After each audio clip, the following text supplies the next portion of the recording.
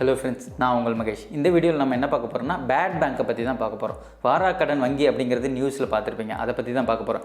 ஏன் இந்த bad bank உருவாக்குறாங்க, அண்ட் தென் இது எப்படி செயல்படும், இதனால் கல்வி கடன், விவசாய கடன் வாங்கினவங்களுக்கு ஏதாவது பிரச்சனை இருக்கா, அட் சேம் டைம் இந்த பேட் பேங்க் உருவாக்குறதுனால பேங்க்குகளோட பேர்டன் குறைக்கப்படும் சொல்கிறாங்களே அதை பற்றியும், அட் சேம் டைம் இந்தியன் எக்கானமிங்கிறது பூஸ்ட் ஆகுன்னு சொல்கிறாங்களே அதை பற்றியும் டீட்டெயிலாக பார்க்க போகிறோம். ஃபர்ஸ்ட் திங், ஏன் இந்த பேட் பேங்க் உருவாக்குறாங்க அப்படின்னு பார்த்தீங்கன்னா, இன்னைய டேட்டுக்கு 8 லட்சம் கோடிகளுக்கு மேலே கடன்கள் வாரா கடனாக இருக்குது அப்படிங்கிறது சொல்கிறாங்க. அதாவது கல்வி கடனில் ஆரம்பித்து விவசாய கடன், வீட்டு கடன், இந்த மாதிரி சின்ன கம்பெனிஸ் கடன், அது தாண்டி கார்ப்பரேட் வரைக்கும் ஓவராலாக 8 லட்சம் கோடிக்கு மேலே கடன்கள் நிலுவையில் இருக்குது. அதாவது கட்ட முடியாத கடனாக போயிடுச்சு. நான் பர்ஃபார்மிங் அசட்ஸ், அந்த கடன் கொடுத்ததுனால எந்த ஒரு வரவும் இல்லை, அதில் எந்த ஒரு மூமெண்ட்டும் இல்லை அப்படிங்கிறதுனால இந்த பேட் பேங்க் அப்படிங்கிறது உருவாக்குறாங்க. அதில் ஃபஸ்ட்டாக 2 லட்சம் கோடியை தான் டார்கெட்டாக வச்சு இந்த NARCL அண்ட் தென் IDRCயோட சப்போர்ட்டோட இந்த பேட் பேங்க்கை உருவாக்கியிருக்காங்க. அதுக்கு ஒரு 30,600 கோடி அப்படிங்கிறத கவர்மெண்ட் ஒதுக்கியிருக்கு அப்படிங்கிறது தெரிஞ்சுக்கோங்க. NARCLனா வேற ஒன்றும் இல்லை, national assets reconstruction corporation limited. அதே சமயத்தில் IDRC அப்படிங்கிறது வேற ஒன்றும் இல்லை, இந்தியன் டெப்ட் ரீகன்ஸ்ட்ரக்ஷன் கார்பரேஷன் லிமிடெட். இது ரெண்டும் சேர்ந்தது தான் பேட் பேங்க் அப்படிங்கிறது தெரிஞ்சுக்கோங்க. இந்த பேட் பேங்க் வந்து நார்மல் பேங்க் மாதிரி செயல்படுமா அப்படின்னு பார்த்தீங்கன்னா இல்லை. நார்மல் பேங்க்கில் என்ன பண்ணுவோம், நம்ம போய் பணத்தை டெபாசிட் பண்ணுவோம். அதே சமயத்தில் அவங்க வந்து வேற யாருக்காவது லோன் வேணும்னா லோன் கொடுப்பாங்க.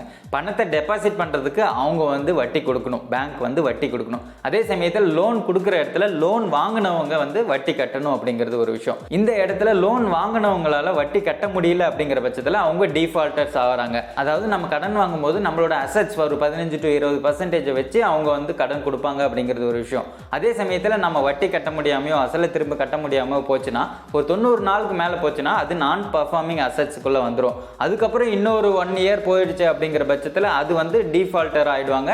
அவங்களால கடன் கட்ட முடியாது, அதனால எந்த ஒரு லாபமும் இல்லை அப்படிங்கிற சுச்சுவேஷனுக்கு வந்துடும் பேங்க். அதனால பேங்க்குக்கு வர ப்ராஃபிட் அப்படிங்கிறது இந்த மாதிரியான டிஃபால்டர்ஸ்னால போயிடுது அப்படிங்கிறது ஒரு விஷயம். ஸோ இந்த டிஃபால்டர்ஸ் எல்லாத்தையும் செப்பரேட்டாக கொண்டு வந்து ஒரு பேங்க்கில் வைக்கிறது தான் இந்த பேட் பேங்க் அப்படிங்கிறது தெரிஞ்சுக்கோங்க.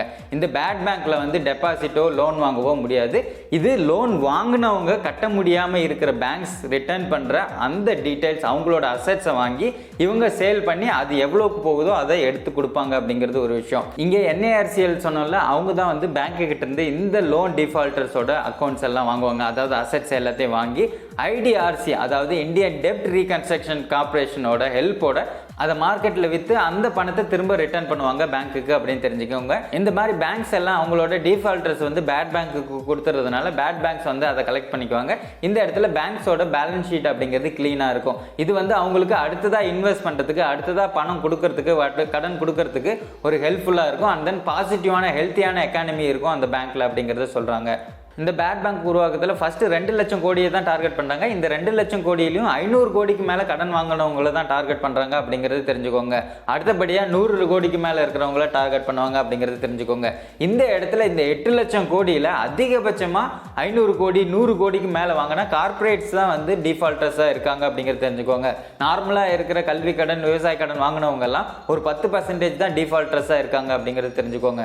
ஸோ இதனால் கல்வி கடன், விவசாய கடன், நகை கடன், இந்த மாதிரி சின்ன சின்ன கடன்ல இருக்கிறவங்களுக்கான பாதிப்பு இல்லை அப்படிங்கிறது தெரிஞ்சுக்கோங்க. அப்போ இந்த மாதிரி ப்ரீவியஸா பண்ணவே இல்லையா அப்படின்னு கேட்டீங்கன்னா கண்டிப்பா பண்றாங்க அப்படிங்கிறது நமக்கே தெரியும். கல்வி கடன் அப்படிங்கிறதே கூட வேற ஒரு கம்பெனிஸ், கார்பரேட்ஸ் கிட்ட விட்டு கலெக்ஷன் பண்றாங்க அப்படிங்கிறது நமக்கு எல்லாம் தெரியுங்கிறது ஒரு விஷயம். பட் இந்த மாதிரி பெரிய பெரிய கடன்கள்லாம் நிறைய ஏமாத்திட்டு போயிடுறாங்க அப்படிங்கிறது சொல்றாங்க. அதனால இதுக்கு தனியா செப்பரேட்டா பேட் பேங்க்னு ஒரு ஆரம்பிச்சு கண்டிப்பாக அவங்களோட அசட்ஸை எடுத்து விற்று அதில் பணமாக பண்ணிக்கிறது, அதில் எவ்வளோ வருதோ அது வரைக்கும் ப்ராஃபிட் அப்படிங்கிறது பார்க்குறாங்க. இந்த கோவிட் சுச்சுவேஷனுக்கு அப்புறம் NPA அப்படிங்கிறது வந்து இன்க்ரீஸ் ஆகிட்டே போகுது அப்படிங்கிறது தெரிஞ்சுக்கோங்க. போன செப்டம்பரில் 7.5% இருந்த விஷயம் இப்போ வந்து 10% பக்கமாக வந்துருச்சு அப்படிங்கிறது சொல்கிறாங்க.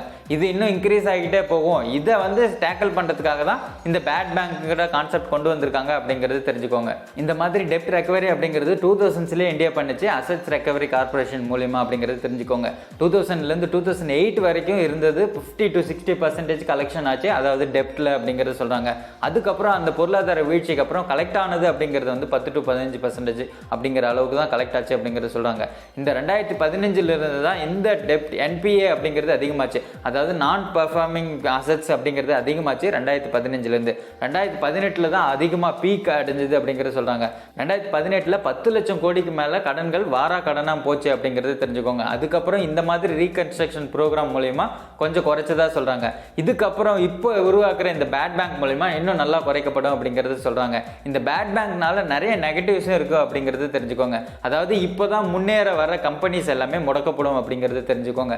அதே சமயத்தில் புதுசாக ஆரம்பிக்க போகிறவங்களும் இந்த மாதிரி பொருளாதார வீழ்ச்சி அடைஞ்சதுன்னா திரும்ப நம்ம முன்னேறி வர முடியாது அப்படிங்கிறதுனால அவங்களும் ஆரம்பிக்கவே தயங்குவாங்க அப்படிங்கிறது தெரிஞ்சுக்கோங்க.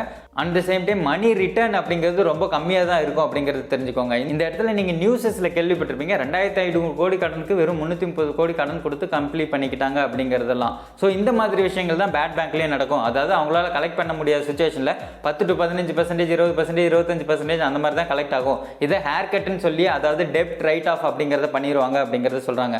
அந்தபடி பார்த்தீங்கன்னா ஒரு 10,000 ரூபா வாங்கினவர் வந்து ஒரு 3000, 4000 தான் கட்ட முடியும் அப்படின்னு சொல்கிறாருன்னா அந்த மட்டும் கட்ட சொல்லிட்டு ரிமைனிங் வந்து ரைட் ஆஃப் பண்ணிடுவாங்க அப்படிங்கிறத சொல்கிறாங்க.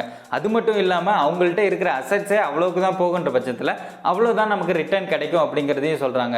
அது மட்டும் இல்லாமல் இந்த பேட் பேங்க் கொண்டு வரத குற்றச்சாட்டாக சொல்கிறவங்க என்ன சொல்கிறாங்கன்னு பார்த்தீங்கன்னா இந்த மாதிரி எல்லா பேட் லோன்ஸையும் தள்ளுபடி பண்ணி அதாவது பேட் பேங்க் கொடுத்துரும் பட்சத்தில் பேங்க் எல்லாம் கிளியர் ஷீட் வச்சுருப்பாங்க. ஸோ இதனால் அந்த பேங்க்கை ஒரு ப்ரைவேட் கொடுக்கறது ஈஸியாக இருக்கும். இதுவே கடன் உள்ள பேங்க் வந்து வாங்குறதுக்கு ப்ரைவேட்ஸ் வந்து முன் வராது அப்படிங்கிறத சொல்கிறாங்க. ஸோ அதனால் ப்ரைவேட்டைசேஷன் பண்ணுறதுக்காக இந்த ஒரு திட்டத்தை கொண்டு வந்திருக்காங்க அப்படிங்கிறதையும் சொல்கிறாங்க. இந்த பேட் பேங்க் மூலம் வசூல் ஆகிறது வந்து எவ்வளோ வசூல் ஆகுதோ அவ்வளோதான் வசூல் பண்ண முடியும் அப்படிங்கிறத தெரிஞ்சுக்கோங்க. அதாவது முழுமையாக 100% அப்படிங்கிறது வசூல் பண்ண முடியாது. ஸோ இந்த 2 லட்சம் கோடிகளை எவ்வளோ தான் வசூல் பண்ண போகிறாங்க அப்படிங்கிறத பொறுத்து இருந்து தான் பார்க்கணும்.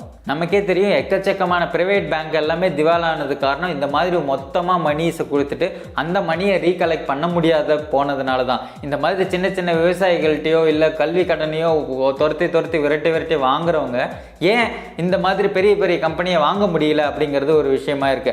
அதே சமயத்தில் பெரிய பெரிய கம்பெனிஸ்க்கு மட்டும் ரைட் ஆஃப் பண்ணுற கடன்கிறது மிகப்பெரிய லெவலில் இருக்கு. நமக்கே தெரியும் ரீசெண்டாக நியூஸில் கேள்விப்பட்டிருக்கீங்க 3000 கோடி கடன் இருக்கிற இடத்துல ஒரு 300 கோடி கட்டி கடனை முடிச்சுக்கிறாங்க அப்படிங்கிறதெல்லாம் நியூஸில் கேள்விப்பட்டிருப்பீங்க. அதே மாதிரி மிகப்பெரிய கம்பெனிஸ்க்கெல்லாம் நிறைய தள்ளுபடி ஆச்சு அப்படிங்கிறது நமக்கே தெரியும். அதே மாதிரி சின்ன சின்ன கடன் இருக்கவங்க அத்தனை பேர்கிட்டையும் கம்ப்ளீட்டாக வசூல் பண்ணிடுறாங்க அப்படிங்கிறது நமக்கே தெரியும். ஏன்னா கோர்ட்டில் போய் நிற்கணும், அடுத்தவங்கள்ட்ட அசிங்கப்படணும் அப்படிங்கிறதுனால அவங்க கடன் வாங்கியோ இல்லை வேற ஏதாவது கோட் பண்ணி அவங்க கொடுத்துட்றாங்க அப்படிங்கிறது ஒரு விஷயம். இந்த மாதிரியான பெரிய விஷயங்கள்லாம் நமக்கு தெரியும் போது தான் நம்ம சின்ன கடன் வச்சுக்கிட்டு அதுக்காக தற்கொலை பண்ணுற விவசாயிகள் இவங்கெல்லாம் வந்து கண்டிப்பாக பார்க்கணும். அவ்வளோ கடன் வாங்கி தர முடியாமல் அவங்க திவால் அப்படிங்கிறத அனௌன்ஸ் பண்ணிட்டு போயிட்டே இருக்கிறாங்க. அதே மாதிரி நம்ம கிட்ட இல்லாதப்போ நம்மளால் கடன் கட்ட முடியலன்னா அதுக்காக நம்ம ஏன் தற்கொலை பண்ணிக்கணும்? அந்த மாதிரி விஷயங்களை யோசிக்க ஆரம்பிக்கணும் அனைவரும். நீங்கள் என்ன நினைக்கிறீங்க? இந்த பேட் பேங்க் கான்செப்டால இந்தியன் எக்கானமி பூம் ஆகும் அப்படின்னு நினைக்கிறீங்களா, இல்லை இது பிரைவேட்டுக்கு பேங்க்ஸ் எல்லாம் கொடுக்கறதுக்கு ஒரு ட்ரிக்காக யூஸ் பண்ணுறாங்கன்னு நினைக்கிறீங்களாங்கிறத கமெண்ட்டில் சொல்லுங்கள். Love you all. தேங்க்யூ.